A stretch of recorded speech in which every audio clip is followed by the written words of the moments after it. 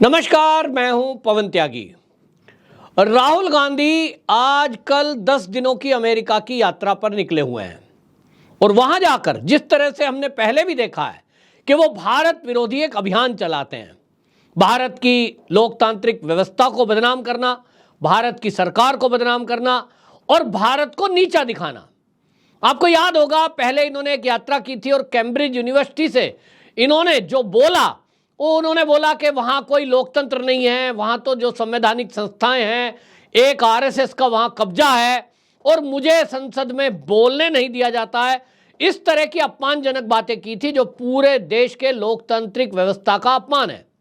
लेकिन इस बार राहुल गांधी ने पूरी हदों को पार कर दिया और इस बार तो खुलकर जिन लोगों के साथ वो राहुल गांधी वहाँ मीटिंग कर रहे हैं, प्रेस कॉन्फ्रेंस कर रहे हैं और जो कार्यक्रम में भाग लेने वाले लोग हैं वो सब के सब वो लोग हैं जिनको भारत विरोधी अभियान में लोगों ने खुलकर देखा है।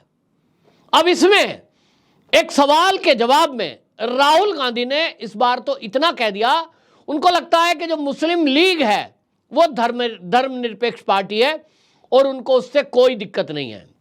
इसको लेकर के बड़ा बवाल मचा है कि जब भारत का विभाजन जिस पार्टी ने कराया हो वो मुस्लिम लीग, वो उसको धर्मनिरपेक्ष कहते हैं और जो भारतीय जनता पार्टी है जिसका कोई ऐसी एक्टिविटी में कभी हिस्सा नहीं लिया गया जो भारत के नुकसान में हो, उसको वो कहते हैं कि ये तो सांप्रदायिक है। इसको लेकर के ऑब्जेक्शन हुआ तो आपको बता दूं, जो योगी जी हैं उत्तर प्रदेश के सीएम योगी आदित्यनाथ, उनका ट्वीट आया और उन्होंने कहा कि जो कांग्रेस है उसके अंदर मुस्लिम लीग का वायरस घुस गया है। राहुल गांधी के इस बयान पर योगी आदित्यनाथ ने ट्वीट किया और उन्होंने कहा कि यदि ये कांग्रेस सत्ता में आती है तो सोचिए ये देश के लिए कितना खतरनाक होगा। योगी आदित्यनाथ का जो ट्वीट है वो वाकई में बहुत सचेत करने वाला है, क्योंकि ये हमें समझना होगा कि जिस पार्टी की वजह से, जिस जिन्ना की वजह से भारत माता के टुकड़े हुए, ये उसी पार्टी से केरल में समझौता करते हैं, सहयोग लेते हैं सांसद बनने के लिए और विदेश की धरती पर जाकर उस पार्टी की तारीफ करते हैं। मामला आपको बता दूं, ये था जो सवाल किया गया था इनसे, और ये सवाल इनसे किया गया था राहुल गांधी से। उन्होंने जो हाँ सवाल हुआ वो तो बात ये था, वाशिंगटन में नेशनल प्रेस क्लब में कार्यक्रम था और उसमें जो पत्रकार है उसने सवाल किया कि आपने हिंदू पार्टी को जो भाजपा विरोधी बताते हुए उसको दूरी बनाई है और कहा है कि धर्मनिरपेक्षता और लोकतंत्र के बारे में बोला कि एक पार्टी है जो वहाँ लोकतंत्र के लिए खतरा है। आपने बीजेपी को ऐसा कहा, लेकिन उन्होंने कहा कि केरल में भी एक ऐसी पार्टी है जहाँ से आप सांसद है वायनाड से, वहाँ आपने उस पार्टी का आपने समर्थन लिया है जिसका नाम मुस्लिम लीग है। तो इस पर आप क्या कहेंगे, ये सवाल था पत्रकार का। उसके जवाब में राहुल गांधी बोलते हैं, मुस्लिम लीग पूरी तरह से धर्मनिरपेक्ष पार्टी है, मुस्लिम लीग में कुछ भी गैर धर्मनिरपेक्ष नहीं है और मुझे लगता है कि आपने मुस्लिम लीग के बारे में पढ़ा नहीं है। यानी ये पत्रकार को अमेरिका के ये बताने की कोशिश कर रहे हैं कि मुस्लिम लीग के बारे में पढ़ो, बहुत अच्छी पार्टी है। ये राहुल गांधी उस मुस्लिम लीग के बारे में बोल रहे हैं। आपको बता दूं कि जो मोहम्मद अली जिन्ना है, मुस्लिम लीग की स्थापना उन्होंने 1948 में की थी और वो जो मुस्लिम लीग है, ऑल इंडिया मुस्लिम लीग, वो भारत में उसका नाम इंडियन यूनियन मुस्लिम लीग है और पाकिस्तान में उसको मुस्लिम लीग बोला जाता है। यानी एक ही विचारधारा के दो ब्रांच हुए, पाकिस्तान में मुस्लिम लीग, भारत के अंदर इंडियन मुस्लिम लीग, उसका नाम है इंडियन यूनियन मुस्लिम लीग। तो ये जो है भारत में काम कर रही है। अब इस मुस्लिम लीग को लेकर के आपको बता दूं, जो केरल की एक दंगे फसाद की घटना को लेकर के एक आयोग का गठन हुआ था, जस्टिस थॉमस पी जोसेफ आयोग, और ये आयोग की रिपोर्ट जो आई है 2003 में, 2003 कहने से आप समझ लेंगे कि कांग्रेस की सरकार थी और उस समय केरल में मराड़ नरसंहार के लिए आयोग का गठन हुआ था और उसकी जांच हुई। ये जो आयोग ने अपनी रिपोर्ट दी, ये जस्टिस थॉमस की, उसमें कहा गया कि इंडियन मुस्लिम यूनियन लीग जो है ये इस दंगे में, प्लानिंग में, फंडिंग में और दंगा कराने में, नरसंहार में ये दोषी थी, लेकिन इस पर कोई कार्रवाई नहीं हुई। आप समझिए, आयोग बना, रिपोर्ट आई, केंद्र में कांग्रेस की सरकार थी, चाहिए तो ये था कि तत्काल इसमें सीबीआई को ये केस हैंडओवर किया जाता और मुस्लिम लीग को देश में बैन किया जाता और जो लोग दंगे के लिए दोषी थे उनको पकड़कर जेल में डाला जाता। लेकिन मुस्लिम तुष्टीकरण के कारण कांग्रेस ने ऐसा नहीं किया और इसी का बदला केरल में मुसलमानों ने राहुल गांधी को वायनाड सीट से जिता कर दिया कि भाई ये तो वो व्यक्ति है जिसने मुस्लिम लीग पर ना तो बैन किया ना हमारे लोगों को पकड़ा, ऐसा आदमी तो चाहिए। और वायनाड से जिताकर ये तय कर दिया कि कांग्रेस को मुसलमान सपोर्ट करेंगे, क्योंकि कांग्रेस ही वो पार्टी है जो देश के टुकड़े होने के बावजूद भी भारत के अंदर तुष्टीकरण के कारण उस विशेष वर्ग को आगे बढ़ाती जा रही है। उनको जमीनें दे दी गई, उनको रहने की आजादी दे दी गई, उनके लिए अलग से कानून बना दिए और सरकारी जमीनें दे दी वक्फ बोर्ड बनाकर। ऐसा कौन मिलेगा भाई कि अपनी मां के टुकड़े और फिर टुकड़े करने वालों को इनाम। तो जो इस देश में कट्टरपंथी हैं, सब नहीं, जो कट्टरपंथी सोच के लोग हैं, उनको लगता है कि कांग्रेस से बेटर तो कुछ हो ही नहीं सकता और इसलिए 65 साल कांग्रेस सत्ता में रही। अब इनको लगता है कि फिर से चुनाव आ रहा है 2024 के लिए, ये इसमें कामयाब हो तो मुस्लिम वोट इनको मिले। और इसीलिए आप याद करिए, राहुल गांधी जब अमेरिका यात्रा में इस बार पहुंचे तो उन्होंने सबसे पहले कार्यक्रम में यही बोला कि भारत के अंदर तो मुसलमानों को सताया जा रहा है, उनके ऊपर तो हमले हो रहे हैं। और जैसा 80 के दशक में उन दलितों का हाल यूपी में था, वैसा देश में मुसलमानों का हाथ है। उस टाइम ये सवाल उठ रहा था कि राहुल गांधी का ये मुसलमानों को लेके अचानक से ऐसा बयान क्यों आ गया। पहले भी लिंचिंग सब तो गड़े गए थे, लेकिन अब चीजें खुलकर सामने आ गई हैं कि राहुल गांधी का जो 4 जून को अमेरिका में कार्यक्रम होगा, उसके पीछे जो ऑर्गेनाइज करने वाले लोग हैं वो भी पाकिस्तान के हैं। और पाकिस्तान के हैं इतना ही नहीं, वो लोग हैं जो कट्टरपंथी संगठनों से संबंध रखते हैं और फंडिंग करते हैं। ऐसे लोग राहुल गांधी का कार्यक्रम करा रहे हैं जिसमें 4-5 हजार लोगों को इकट्ठा किया गया है जो भारतीय मूल के लोग हैं, और उसमें राहुल गांधी का लेक्चर होगा। जैसा आप मोदी जी का कार्यक्रम देखते हैं, ये उसी के बदले में है। लेकिन पूरा वो कार्यक्रम जो है वो ऐसे लोगों के हाथों में है, वो लोग ऑर्गेनाइज कर रहे हैं जो अमेरिका में मुस्लिम कम्युनिटी है, चाहे वो इंडिया की है और पाकिस्तान की है, वो मिलजुल कर करा रहे हैं। और एजेंडा वही है कि आपको भारत विरोधी एजेंडा सेट करना है कि भारत में मुसलमान परेशान है, ताकि मोदी के विरुद्ध एक नैरेटिव सेट किया जा सके अरब कंट्रियों में, और अरब कंट्रियों से इस एवज में फंड दिया जा सके, और वो चुनाव में लड़ने के लिए कांग्रेस को फंड चाहिए, ऐसा कहा जा रहा है।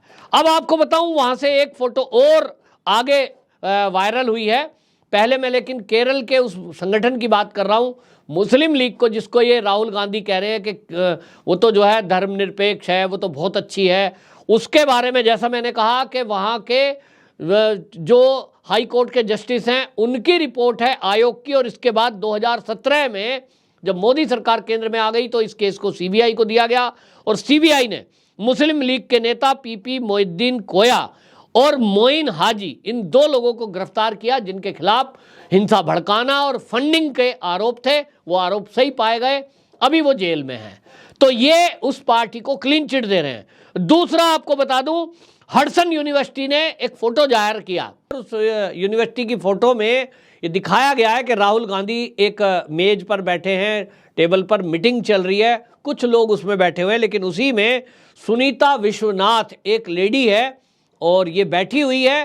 सुनीता विश्वनाथ वो है जो जॉर्ज सोरोस की जो एक एनजीओ उसने बना रखा है, ओपन सोसाइटी फाउंडेशन, ये सोरोस की है ओपन सोसाइटी फाउंडेशन, ये उसको फंड करती है। और इसी ने आपको बता दूं बना रखा है हिंदुओं के विरुद्ध एक नैरेटिव चलाने वाली संस्था। इसने उसमें लिखा है हिंदू फॉर ह्यूमन राइट, ये एक संस्था है और उसकी ये को फाउंडर है। और ये करती क्या है, तो पिछले दिनों इनके कुछ लेख प्रसारित हुए हैं, इसमें इन्होंने आपत्तिजनक बातें हिंदू समाज के लिए की है, यहां तक कि हिंदू देवी देवताओं का भी इसने अपमान किया। इसने एक बार ट्वीट किया और एक फोटो वायरल की जिसमें शंकर भगवान को दिखाया है कि वो चिलम फूंक रहे हैं। इसी तरह इसने लिखा कि जो हिंदू देवी देवता हैं वो तो मांस खाते हैं, वो तो शराब भी पीते हैं। और एक बार तो इसने एक कार्यक्रम में हिंदू की देवी देवताओं का इतना अपमान किया, इसने कहा कि अनेक ऐसे ग्रंथ हैं जिसमें लिखा है कि हिंदू देवी देवता समलैंगिक थे और उनसे संतान पैदा हुई है। मतलब कुल मिलाकर तथ्यों को तोड़ मरोड़ कर हिंदू समाज का अपमान करना, ये इस काम के लिए फंडिंग पाती है और फंडिंग देता है जॉर्ज सोरोस। जॉर्ज सोरोस वो व्यक्ति है अमेरिका का जिसने ये घोषणा कर रखी है कि भारत में जो भी मोदी सरकार को उखाड़ फेंकेगा और जो भारत की बर्बादी करेगा, सीधा सीधा कहूं तो मैं उसको $1 बिलियन दूंगा। $1 बिलियन देने की घोषणा कर रखी है। और इसीलिए भारत विरोधी अभियान चलाने वाले लोग, उनकी संख्या बढ़ती जा रही है। उसमें पत्रकार भी हैं, उसमें साहित्यकार भी हैं, उसमें बॉलीवुड के लोग भी हैं, और ये सब के सब फंड पाते हैं। कई तरह की एनजीओ बना रखी हैं और वो एनजीओ को पैसा देता है जॉर्ज सोरोस। जॉर्ज सोरोस उस एनजीओ को देता है, एनजीओ आगे इनको बुलाती है। जैसे अब राहुल गांधी गए हुए हैं, ये सूत्रों के हवाले से है, मैं कंफर्म नहीं हूं, ये तो एजेंसियों का काम है। लेकिन लोग कह रहे हैं कि राहुल गांधी को जो वहां बुलाया जा रहा है, जो वो मीटिंग अटेंड कर रहे हैं, इसी नाम पे उनको फंड दे देंगे कि भाई राहुल गांधी आए थे और उन्होंने भाजपा को गाली दी, मुस्लिम लीग को क्लीन चिट दे दी, उन्होंने हिंदू देवी देवताओं का अपमान किया, मोदी को गाली दी, देश का लोकतंत्र खत्म बता दिया। राहुल गांधी से कोई पूछे कि भैया अभी आपकी पार्टी भारत में काम कर रही है और आप कह रहे हो भारत में लोकतंत्र है ही नहीं। अगर लोकतंत्र नहीं होता राहुल गांधी जी आप जेल की सलाखों के पीछे होते, लेकिन आप कह रहे हो मुझे मैक्सिमम सजा हुई मोदी कम्युनिटी का अपमान करने में। वो ये नहीं बताते कि आपने माफी मांगने से मना कर दिया। क्या भारत के अंदर आपको इस बात की छूट मिल जाती कि आप एक सांसद है या एक कांग्रेस पार्टी के युवराज हैं आप, तो इसलिए आप जिसका चाहे अपमान करेंगे, जिसको चाहे आप गाली देंगे। तो आप अमेरिका में जाकर रो रहे हो कि आपको कोर्ट ने 2 साल की सजा सुना दी जो मैक्सिमम सजा है, तो आपको मिनिमम की उम्मीद क्यों थी? मैक्सिमम क्यों ना दी जाए? क्योंकि आपकी अपमान करने की आदत बन चुकी है। और कोर्ट को जिस तरह से आपने गुमराह और दबाव में लेने की कोशिश की, जज साहब के ऊपर प्रेशर बनाने की कोशिश की, आपका वकील वहां जा ही नहीं रहा था। आपको लग रहा है कि पूरा देश आपके पिता की जायदाद है। और आप अगर तारीख पे जाते हैं तो कई आप जो है वहां पर सीएम को ले जाते हैं, क्या दिखाने के लिए? प्रेशर बनाने के लिए। और इसीलिए जज ने आपको एक तरह से सजा दी है कि 2 साल की सजा मैक्सिमम है तो 2 साल की मिलेगी। लेकिन आप अमेरिका में जाकर रो रहे हैं। क्या ये अमेरिका हमारे देश की सुप्रीम कोर्ट को या हाई कोर्ट को इन्फ्लुएंस कर सकता है? आप वहां जाकर क्यों रो रहे हो? वहां से न्याय मिलेगा आपको। तो ये कुल मिलाकर के जो लोग इकट्ठे हुए हैं और जिस तरह का कार्यक्रम राहुल गांधी का वहां है, बिल्कुल साफ हो गया है कि भारत विरोधी अभियान बड़ी तेजी से अब ये चलाने वाले हैं। और आने वाले दिनों में आपको अब दिखाई देगा, क्योंकि नाम आ गया है इसमें सुनीता विश्वनाथ का, तो आपको अब दिखाई देगा आने वाले दिनों में कि हिंदू देवी देवताओं और हिंदू वैल्यूज को, हिंदू संस्कृति को अब आगे आने वाले दिनों में प्रताड़ित किया जाएगा, अपमानित किया जाएगा और हिंदुओं के विरुद्ध बड़े बड़े षड्यंत्र किए जाएंगे। और यह भी हो सकता है क्योंकि जो कार्यक्रम ऑर्गेनाइज करने वाले लोग हैं, जैसा मैंने बताया कि वो कट्टरपंथी लोग हैं और मुस्लिम लीग से इनका समझौता है। राहुल गांधी ने तारीफ कर ही दी है। बहुत बड़ी कोई साजिश भारत के अंदर अब हो सकती है, क्योंकि पाकिस्तान के आतंकवादी संगठनों से संबंध रखने वाले लोग भी राहुल गांधी के कार्यक्रम को ऑर्गेनाइज करने में लगे हुए हैं।